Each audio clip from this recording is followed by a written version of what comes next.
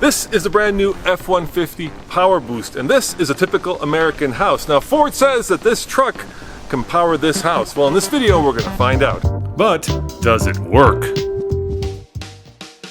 This truck is as simple as it comes. It's an F-150 crew cab 4-wheel drive XL work truck model, and I paid extra about $750 to purchase this, a 7.2 kilowatt inverter generator.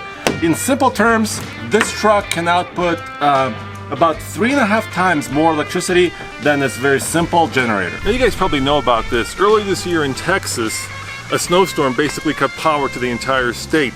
And people thought that if they had a truck like this, they could actually plug their house into the truck. Now that may seem straightforward, but it's not as straightforward as it may seem because, well, how do you plug a truck into the house? And we're gonna get to that, but first, before we actually try to power that house with this truck, Andre has brought along something that we can power with the truck. What'd you bring, Andre? You want some coffee? All right, so let me start up the truck and enable the inverter generator system. So it's very simple. Truck comes on. The engine isn't even running, but it says ready to go. Pro Power Onboard, right there. I bet the outlet cover is open and something may be plugged in. That is true. I'm trying to power a coffee maker. I have about 3,600 watts twice. So total power output could be up to 7,200 watts, which should be enough to power many things individually. But what happens when you kind of try to combine them? Well, let's start with a coffee maker.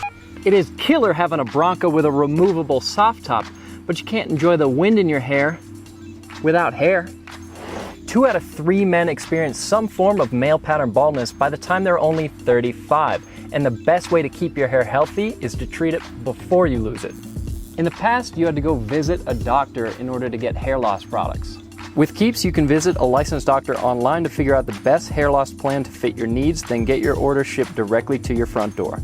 A single order lasts you 3 months, and it's not very expensive to buy. There's hundreds of thousands of guys out there using Keeps, and the reviews speak for themselves. If you do want to keep your hair, visit keeps.com/TFLtruck or click the link in the description below for 50% off your first order. That's keeps.com/TFLtruck. Don't let yourself go bald. Save your mane.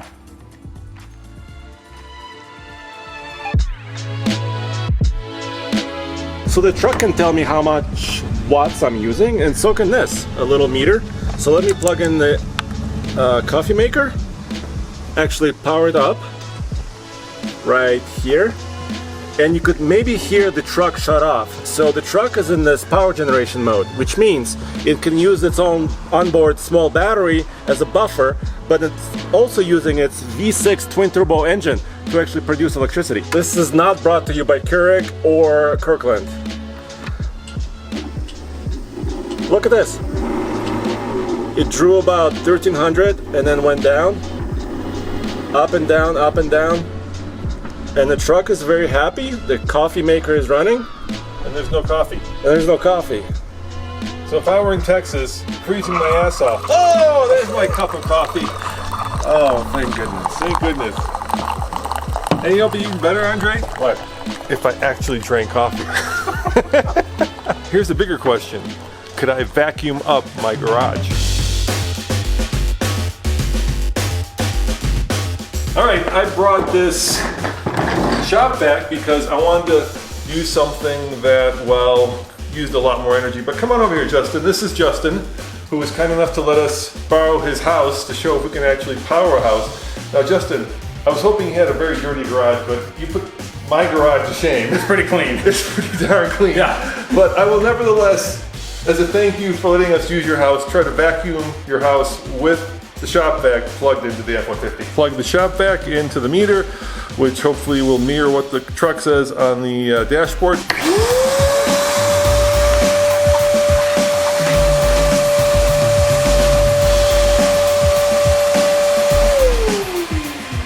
right, how much power? Can you guess? What, in watts? Yes, in watts. So the coffee maker peaked at about 1,350. Okay. I'm gonna triple that. I'm gonna go 3,600 watts. No. No, not that much? 820. Really? Yes. The coffee maker used more, the little heating element used more than that. Well, I think that's just kind of a fan, and you weren't sucking too hard. All right, well, let's try the fan. Let's see how much the fan draws, because it is hot. So I'm going to actually turn this on to 3, maximum speed. Well, Andre, why don't you turn it off before you plug it in?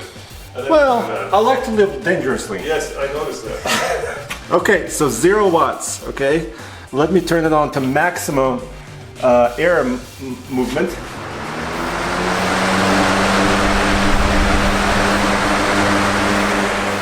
$86 watts.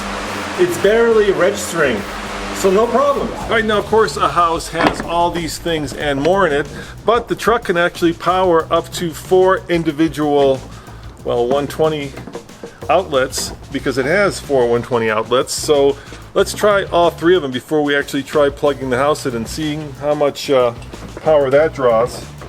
Okay, there's 1, there's 2, and there's 3. Okay, coffee maker on. Fan on. Turn the fan on. Fan is on. Fan on. Vacuum cleaner. Vacuum cleaner ready?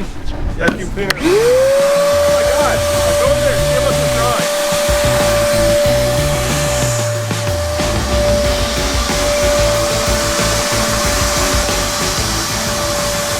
That is 2,300 watts, and the truck is capable of 7,200. So let's try something bigger. So you hooked up your house to an external generator. In this case, it's a Honda generator. And so basically what you did was hooked up a system where either the house is being powered by the grid or by the generator, but not by both. Correct. I had this made probably back in 2005 or 6.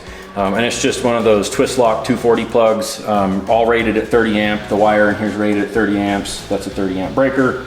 And the plug is like one of those NEMA, I think they call it 1430 plugs, and somewhere on there should say that.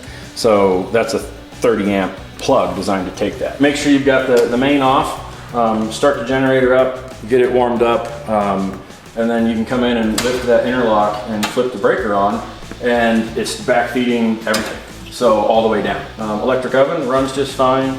All the computer stuff in the basement runs just fine. You can sit here and watch TV. All of my critical stuff, all my networking equipment and computers in the basement are all on, one major circuit. So as long as that's on, everything's energized. We're going to see if we can actually not plug your house in to the generator, but if we can actually plug it into Andre's truck. In the back of the truck. Yep. And see how much power it draws, and see if we can power your house off of Andre's truck. All right, Justin, we're inside your house now. It's hot out there, so you've got your air conditioner on. Yep. I see you've got a fan on. Yep. Looks like you got about every light in the house on. Yep. You got your computers running. Yes. So how much power do you think we're drawing right now? If I had to guess, it's probably around a couple thousand watts. Yeah, so do you think the truck is going to have enough power to actually keep all this running? Yeah, I think it will. Maybe not everything at the exact same time, but lights and fans. I haven't heard the air kick on yet, but we can kick it on. Yeah, we'll kick it on for sure. But yeah, I think it'll do just fine. All right, I'm going to let your house. I'm going to let you do the honors. Please plug the house into the truck. All right, we can do that.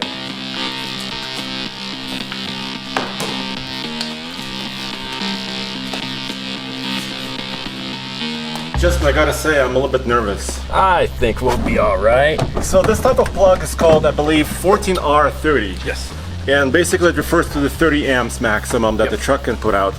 And this F-150 has about 30.6 gallon fuel tank. And they say at maximum output of power, it can go about 30 hours. So about 1 hour per gallon of power. Oh, what's this? Look at this. After we plugged in the house, without actually powering the house, it says ground fault detected. See owner's manual. G'day! Reset the system. Let me try to reset it.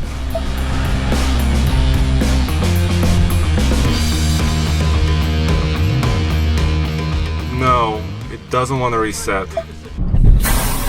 G'day! So the truck is saying a ground fault detected, and I've tried to reset it and it's not working. What do you think? I think because the power's not actually out, there's still actual house voltage going down the neutrals and the grounds. So I think if we shut the main breaker off and was actually able to energize the back feed, that warning might go away. Oh, let's try that. Okay. Okay. Power's off at the house. Power's off to the house. If you want to see if that warning went away. Let me try to restart. Ground fault detected. Reset. Nope. We're gonna take it out of the plug and we're gonna try to plug it back in. Same thing. So I'm gonna double check the plug and just make sure that, let me get this set up. Make sure that it's still wired correctly, because it should be. I do use this with my generator. So that's the same. Oh, there might be a problem.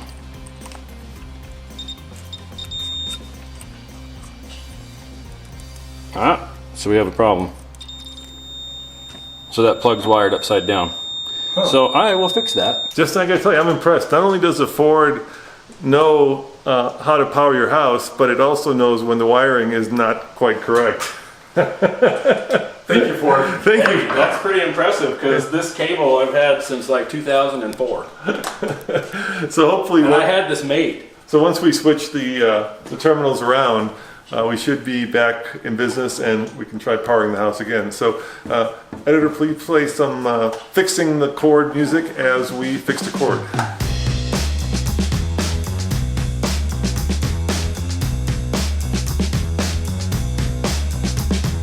Wait, is it all good? It looks like it's all good this time. Oh, thank goodness. So apparently, when you want something done right 20 years ago, you should have just done it yourself. And this F-150 hybrid powering other accessories or homes is just the beginning, because Ford has announced the Ford F-150 Lightning all-electric pickup truck with very similar inverter generator system, 7.2 kilowatt in the back and about a 2.4 in the front of that truck.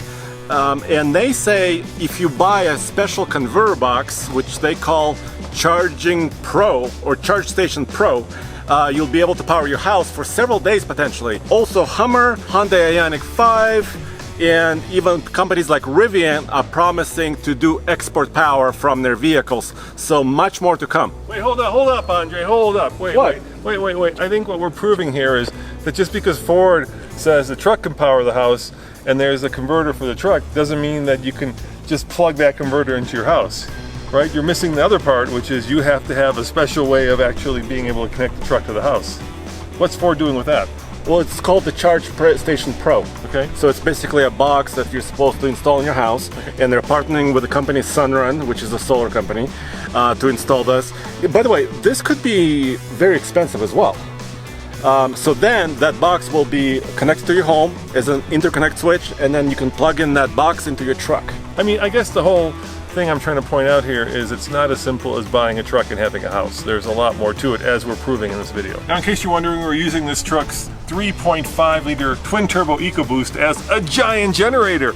And that means that it's putting out enough power to basically fill up the 1.5 kilowatt hour battery that's underneath there. Now that's not a very big battery because it's acting like a buffer between the generator, which in this case is the EcoBoost, 430 horsepower, and of course the house. Now in real life terms, to give you a sense of how much battery power this truck has, a Tesla would have about 100 kilowatt hours, so this has 1.5. So without this big old power plant, the battery wouldn't do much in terms of powering your house, but it will keep your air conditioner running when this engine turns off at the next stoplight. You know, Andre, if this actually works, we could have edited this whole part out. We could, but I don't think we should. No, I don't think we should have either, because look, it's not as simple as it seems. No, and thankfully Justin was prepared. I mean, he's got a lot of equipment and generators and equipment to measure it and fix it. And unlike me, he knows what he's doing. All right, take two now that we've got the wire rewired, so to speak. All right, Andre, what's the truck saying? Ground fault detected! G'day! Dang it. Did we turn the house off? The house is off. Wow. Will it not generate power when it says ground fault? It's not letting me turn on the generator at all. Well, shoot. Wow. Well, you know what? Let's try the Honda. Let's just see if the Honda will let you do it. Let's use that as a benchmark, I guess. Yeah, as a what's the right word I'm trying to get for? A control. Let's try it as a control. Yeah.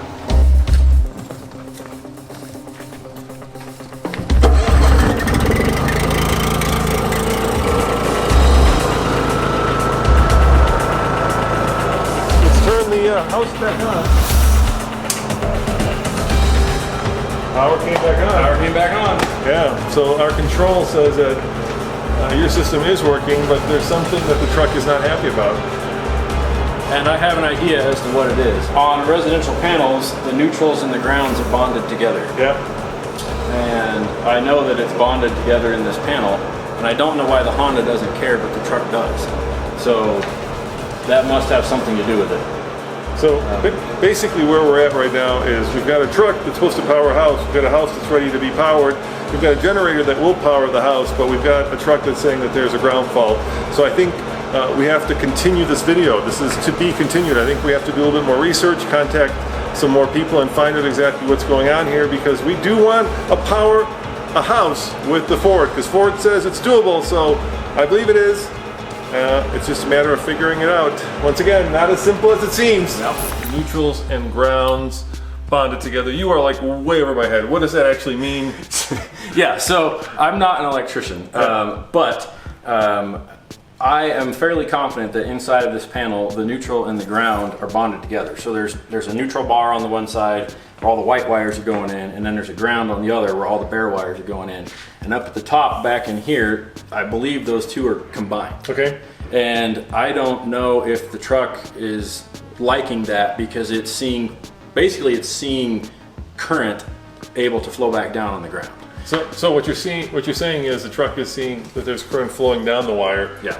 And when it senses any current flowing down the wire, it's going to say, hey, there's something that's not right here. Yeah. It's too dangerous. I'm going to not power this cable or this object. Because newer houses have GFCI breakers, and this house does not. They have GFCI outlets.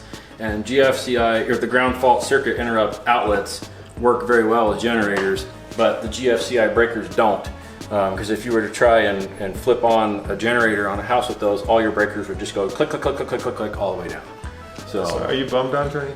I'm very bummed. I also did a diagnostic test on the truck. It has a test button. I did it on camera, and it said works properly.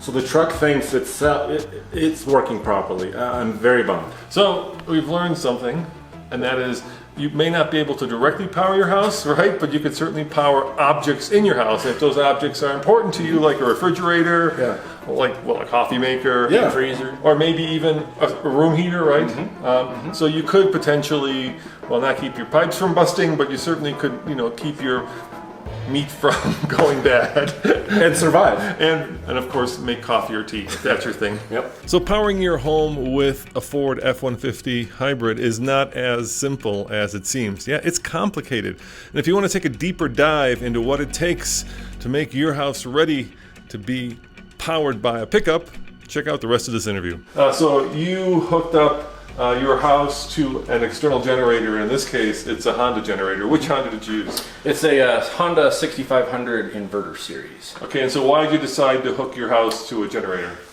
Mainly just because of all the electronics and stuff that run 24 hours a day in here for my line of work, and being able to basically stay connected, and also volunteer work with search and rescue and some City of Loveland stuff for their emergency communications team. So the ability to stay connected if the power was out and run an operation or mission was kind of important. Plus, it's nice if the power was out for 4 or 5 days to not have all your freezer stuff thaw. So so basically, your house is able to, from the grid, power the basic stuff that most houses have, right? So your air conditioner, your heater, your cooktop, your refrigerator, whatever electronics you're running, TVs, computers, and such, and how much power does that draw, would you say? If everything was on at the same time, power meter spins pretty quick, so it's got to be 40, 50, 60 amps. That's a lot. I don't even know how to convert that to watts in my head, but I mean, that's a pretty big load. So if you were trying to run things off of a generator, or maybe even the truck, you'd have to shed some of the critical stuff, or only use the critical stuff and shed some of the other stuff, like shut some lights off and maybe not use the microwave while you're trying to run a blow dryer or something like that. So. Yeah, so let's talk about the generator. So Yeah. you got a Honda and you got which one? That's the 6500 inverter series. Hold on, we got this. Yeah, people are doing yard work. Yeah. Can you close the garage, Andre? I can shut it. Yeah, this is the garage, yeah. Is it going to lose a lot of light? I don't think we're going to use this light. No. It'll be fine. That's good. We'll probably be all right. Yeah, they don't usually mow until like 4 o'clock, so there we go, that's a little better. That's much better. Is that too bad? Yep. All right, so which Honda did you get? So I have this Honda 6500 inverter series, and inverter just because that way it'll run sensitive stuff, like I can run my laser jet printer, the computers and some of the stuff that actually doesn't like that blocky wave of electricity, doesn't freak out and cause any damage to it. And how much was the generator? I bought that in probably 2008 or 9. Okay. And gosh, I think even back then it was $3,000 or $4,000. I think they're more now, actually. Yeah, I think they've gone. Yeah, because we had one at the office that Honda provided us, and that was a smaller one, and that was $5,000. So, Yeah. so I'm thinking that's gonna be a little more expensive. Yeah. I mean, because that is 13, 14 years old. So Yeah. So let's talk about how you actually hook it up so that your house can be plugged into the grid or be plugged into a generator. So talk to me about this. First of all, you're very lucky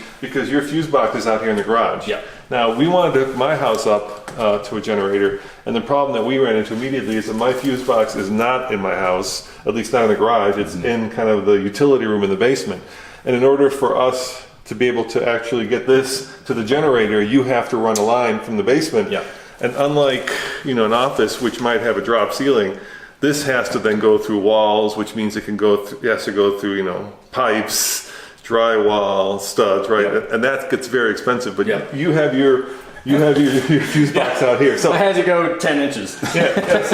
So tell me what you did. So what's this first of all? Yeah, so that's just an interlock device that prevents you can't lift that up to turn that breaker on unless the main house disconnect was physically turned off. So there's absolutely no way to put power backwards down this cable unless the main lines coming in are de-energized. Yeah, and so electricity is in a way it's like water; it'll flow both ways, right? So you've got two potential issues. You can have the house either hooked up to the generator, or you can have it hooked up to the grid. Yeah. If somehow it was hooked up to the generator and grid, you would either damage most likely you would damage the generator because you would get power going into the generator. Yeah. Or you would damage the fuse box, or you could potentially damage the grid, depending on what happens. And depending on how, I kind of know how this neighborhood is laid out power-wise. So if you just had this breaker on with the main on, you would be sending power backwards down towards the transformer, and if there was a lineman working on something, you could shock him. Or kill him. Yeah, I mean, this is why this is important to have that disconnect on. And so basically what you did was hooked up a system where either the house is being powered by the grid or by the generator, but not by both. Correct. And then talk to me about this. What is this called, and how did you manage to hook this into your fuse box? Yeah. So I had that made, and I mean I've had this. This has been with me for 3 different houses now. I had this made probably back in 2005 or 6. And it's just one of those twist lock 240 plugs, all rated at 30 amp. The wire in here is rated at 30 amps. That's a 30 amp breaker. And the plug is like one of those NEMA, I think they call it 1430 plugs. And somewhere on there it should say that. So that's a 30 amp plug designed to take that. So, and that's about 25 feet or so of cable. So you can actually wheel it outside and plug it right into the generator. Yeah, because obviously you can't take the generator and turn it on in the garage. Well, you could, but you're going to have carbon monoxide issues. And the nice thing is that these garage door operators have internal battery backups. So if the power was out, you can still hit the button and the door's going to go up, and you don't have to start that thing in here. That's a good thing. I didn't think about that, right? Otherwise, well, you could always just... You could pull the little thing, you could pull the little emergency disconnect, but... Yep. And so have you tried powering your house with the generator? Have you plugged this into the generator? Yes. What happens? How does it go? So basically, you just make sure you've got the main off, start the generator up, get it warmed up, and then you can come in and lift that interlock and flip the breaker on, and it's backfeeding everything, so all the way down. So some of the stuff that I've been able to run, electric oven runs just fine. All the computer stuff in the basement runs just fine. You can sit here and watch TV. As long as your Comcast or internet or whatever it is that you have isn't out, you're on the internet. So all of my critical stuff, all my networking equipment and computers in the basement are all on, you know, one major circuit. So as long as that's on, everything's energized. I've been able to run the air conditioner, but I can't start up my air compressor because I think it's got too big of a inrush, and the motor just can't kick over with that generator. So basically, if it draws more power, then you start to use more power, and at some point you'll overload it. You'll overload it. You'll kick the breaker. And the nice thing is pretty much any generator designed to do something like this, even this little guy, they have an overload protection on them, and it won't really damage the generator. It'll stop delivering power before it damages the generator. So what we're going to try to do here, which is a pretty straightforward experiment, we're going to see if we can actually not plug your house into the generator, but if we can actually plug it into Andre's truck. In the back of the truck. Yep. And see how much power it draws, and see if we can power your house off of Andre's truck. But let's kind of walk through this real scenario, right? In Texas this year, people lost power because of a ice storm, a snowstorm.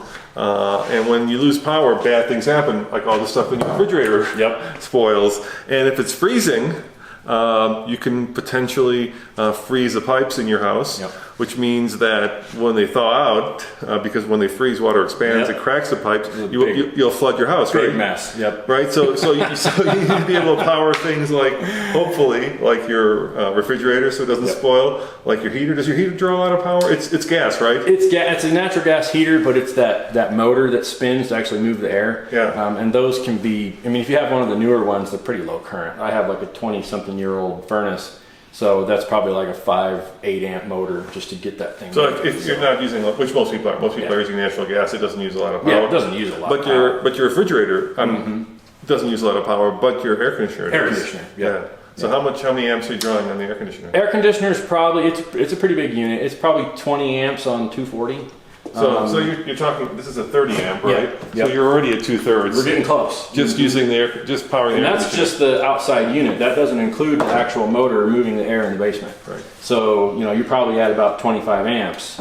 So air conditioning, if the power was out, may be one of those things that you might not be able to use if you wanted to fire up your microwave or something to that effect. Now, how much did it cost you to actually install this breaker and then install the cable? How much would this cost? So I think these little interlock kits are pretty cheap. I mean, that's just a little piece of aluminum that you drill in on a template.